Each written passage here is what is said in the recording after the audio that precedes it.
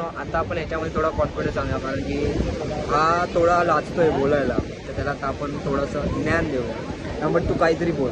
काय बोलता तू आता बोल मला एक टॉपिक दे, मी तुला पूर्ण भाषण भाषण म्हणजे तू आता आपण आता गणपती विसर्जन करून आपण इथे बसलोय, मरीन लाईनवरती आलोय, थोडं चिल करतोय, तर त्याच्याबद्दल तू काही बोल. काय बोलता अध्यक्ष असं बोल, अध्यक्ष महाशय पूज्य गुरुजीन वर्ग.